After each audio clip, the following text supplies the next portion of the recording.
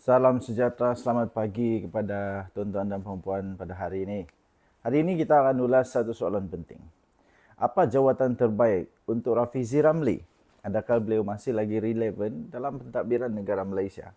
Dan jawatan apa yang benar-benar boleh mencerminkan kekuatan sebenar beliau?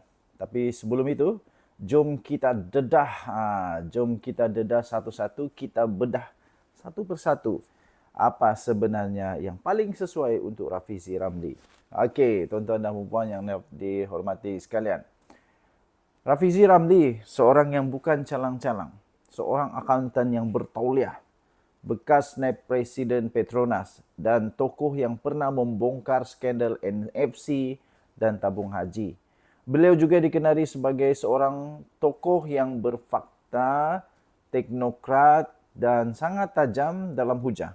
Malah, beliau ialah arkitek utama di sebalik strategi Invoke yang telah membantu PH menang PRU ke-14 yang lalu. Itu latar belakang serba sedikit Rafizi Ramli.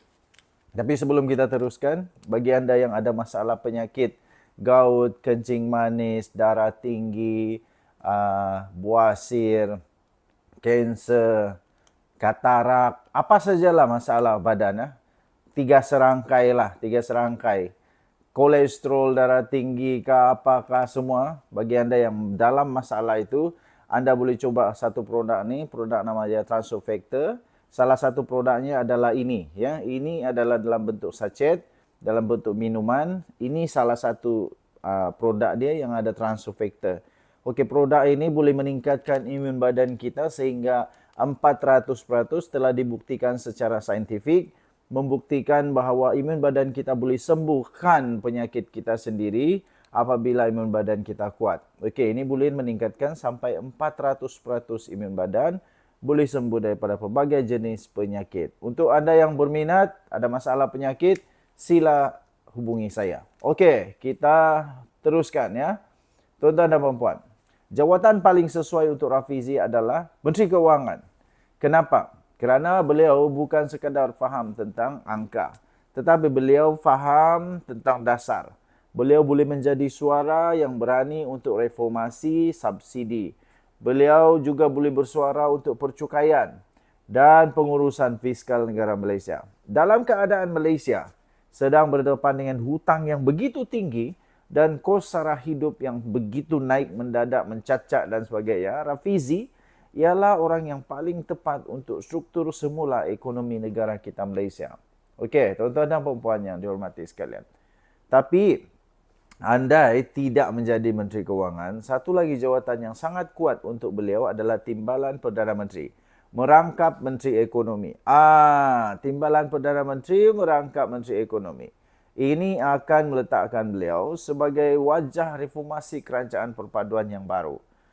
Dengan data dan polisi berdasarkan kajian, beliau boleh menyusun semula sistem gaji minimum, sektor digital, pelaburan luar dan pemulihan ekonomi rakyat biasa. Namun, kalau beliau tidak mahu masuk kabinet, jawatan lain yang kritikal ialah Ketua Strategi Parti atau Pengarah Pilihan Raya Nasional. Kita tahu, Rafizi bijak membaca mood rakyat. Beliau tahu guna media sosial, algoritma dan micro-targeting untuk menjentik emosi pengundi. Tanpa Rafizi, PKR akan jadi parti yang lesu dan kehilangan arah. Akhir kata, kita perlu akui bahawa Rafizi Ramli bukanlah tokoh yang sempurna. Tapi dalam landscape politik Malaysia yang penuh retorik sekarang ini, dia adalah antara segelintir yang masih guna logik, data dan integriti. Sama ada sebagai Menteri Keuangan, Timbalan Perdana Menteri atau Ketua Strategi Negara, perlu tokoh macam dia untuk reformasi sebenar. Kalau tidak, kita hanya ulang sejarah yang sama saja. Janji indah tapi hasil kosong. Okey, jangan lupa untuk like, share dan komen. Anda rasa jawatan apa yang paling sesuai untuk Rafizi Ramli? Kita jumpa di video yang seterusnya. Bye. Salam sejahtera, selamat pagi kepada tuan-tuan dan puan-puan pada hari ini. Hari ini kita akan ulas satu soalan penting. Apa jawatan terbaik untuk Rafizi Ramli? Adakah beliau masih lagi relevan dalam pentadbiran negara Malaysia? Dan jawatan apa yang benar-benar boleh mencerminkan kekuatan sebenar beliau? Tapi sebelum itu, jom kita dedah satu-satu, kita bedah satu persatu apa sebenarnya yang paling sesuai untuk Rafizi Ramli.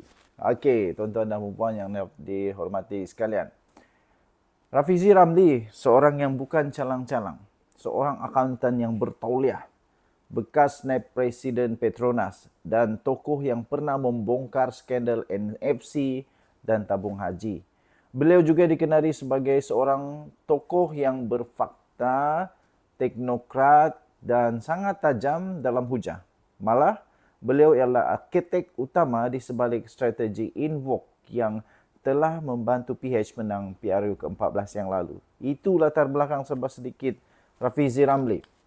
Tapi sebelum kita teruskan, bagi anda yang ada masalah penyakit gout, kencing manis, darah tinggi, buasir, kanser, katarak, apa sajalah masalah badan, 3 serangkai. Kolesterol, darah tinggi ke apakah semua, bagi anda yang dalam masalah itu, anda boleh coba satu produk ni, produk namanya Transofactor. Salah satu produknya adalah ini, ya. Ini adalah dalam bentuk sachet, dalam bentuk minuman. Ini salah satu produk dia yang ada Transofactor.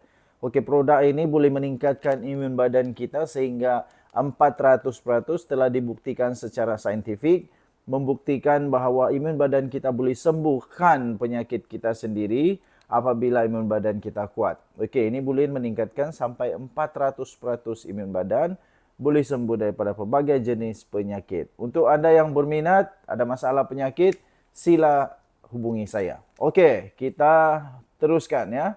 Tuan-tuan dan puan-puan, jawatan paling sesuai untuk Rafizi adalah Menteri Keuangan. Kenapa? Kerana beliau bukan sekadar faham tentang angka, tetapi beliau faham tentang dasar. Beliau boleh menjadi suara yang berani untuk reformasi subsidi.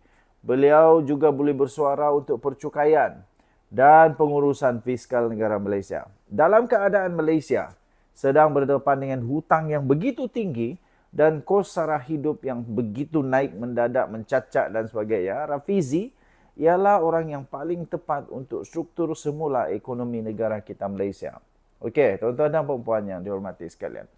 Tapi, andai tidak menjadi Menteri Keuangan, satu lagi jawatan yang sangat kuat untuk beliau adalah Timbalan Perdana Menteri. Merangkap Menteri Ekonomi. Timbalan Perdana Menteri merangkap Menteri Ekonomi. Ini akan meletakkan beliau sebagai wajah reformasi kerajaan perpaduan yang baru. Dengan data dan polisi berdasarkan kajian, beliau boleh menyusun semula sistem gaji minimum, sektor digital, pelaburan luar dan pemulihan ekonomi rakyat biasa. Namun, kalau beliau tidak mahu masuk kabinet, jawatan lain yang kritikal ialah Ketua Strategi Parti atau Pengarah Pilihan Raya Nasional. Kita tahu, Rafizi bijak membaca mood rakyat. Beliau tahu guna media sosial, algoritma dan micro-targeting untuk menjentik emosi pengundi. Tanpa Rafizi, PKR akan jadi parti yang lesu dan kehilangan arah. Akhir kata, kita perlu akui bahawa Rafizi Ramli bukanlah tokoh yang sempurna. Tapi dalam landscape politik Malaysia yang penuh retorik sekarang ini, dia adalah antara segelintir yang masih guna logik, data dan integriti. Sama ada sebagai Menteri Keuangan, Timbalan Perdana Menteri atau Ketua Strategi Negara, perlu tokoh macam dia untuk reformasi sebenar. Kalau tidak, kita hanya ulang sejarah yang sama saja. Janji indah tapi hasil kosong. Okey, jangan lupa untuk like, share dan komen. Anda rasa jawatan apa yang paling sesuai untuk Rafizi Ramli? Kita jumpa di video yang seterusnya. Bye.